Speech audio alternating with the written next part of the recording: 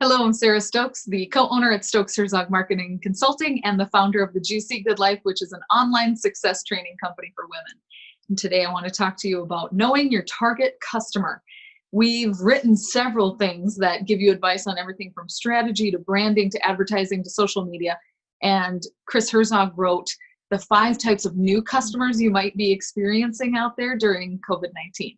So I do recommend you read the 5 new types of customers, because he tried to encapsulate all of the different ways our customers might be behaving right now. And I think that's good insight. It may not exactly fit to your business or organization's customers, but in general, to be thinking about what is going through their mind. So let's talk about your target demographic. When we say that, or your ideal client, I often help people decipher between who they want to serve and who's actually their best customer. So think about it right now. Just pause in your mind for your organization. Who do you wish you had 100 of right now? Think of that customer in your mind. Grab it. Now, your reasons might be different. For me, I know our ideal client. I look forward to their phone calls. They pay on time. They value what we do, right? And they like to grow. They're hungry to grow. That's a really good fit for our clientele.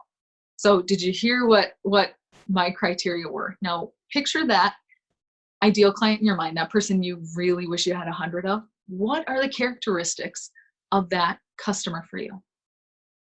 I'm going to guess you don't have to chase them down for payment. I'm going to guess that they really value your services or products. I'm going to guess that you enjoy them, right? So it's probably pretty similar, and you might have a more exhaustive list too. So I want you to, step 1, just grab the person in your mind. Step 2, figure out what it is about them that makes them your favorite. And you might have to hone this. Now think like a CEO and CFO at the same time, no matter what your job title is. So they have to pay or they're not an ideal client, right? Because no money, no mission. So there you go. Grab that person in your mind. Now think about the people who are most likely to buy from you, who have the means to buy from you, because we are recording this during COVID-19, right? So I'm being a little bit more specific to our times. Who do you know in your ideal customer ways and lists who can still have the means to purchase your services and products? Because right now, my ideal clients may be the ones that are struggling right now. So I might have to rethink that as I think about how our business is going to come out stronger. It doesn't mean I'm going to do anything different with them. It just means right now, as you launch anything new, as you work on getting your products and services out to the world in a new way, you need to think about really focusing on the person who has the means to do business with you right now. I heard this on a podcast the other day and I thought, yeah, wow, you're right. Because the helpers in all of us might be bending over backwards and expending so much energy on the people who don't have the means right now. Well, you can't go under with them, or this whole concept of coming out stronger goes bye-bye. We have to make it out of this. And that means we have to think about our revenue. So who has the means to pay for what you offer? This doesn't just go for a recession time, right? Like, we have to be able to pay the bills. So thinking about your ideal client, thinking about who has the ability to pay you right now in this climate, and where might you need to pivot and tweak and think very critically about that. So that's the big picture.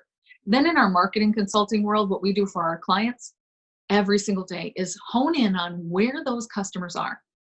What are their behaviors? What are their habits? Well, guess what?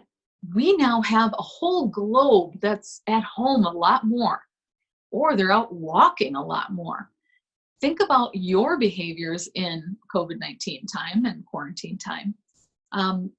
They've changed a little bit. So we have had to switch up our marketing and advertising channels a little bit.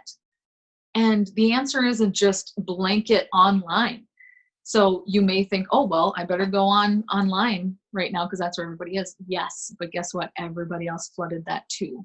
So you have to know your customer. You have to know what times of day they're consuming the media.